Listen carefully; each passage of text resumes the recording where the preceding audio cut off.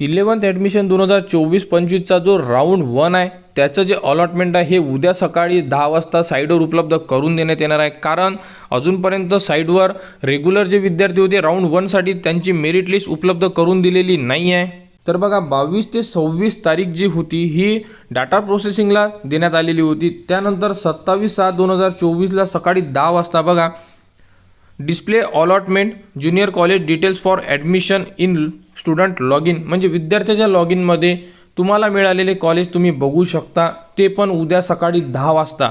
त्याचनुसार तुम्हाला SMS सुद्धा येणार आहे तुमच्या मोबाईलवर।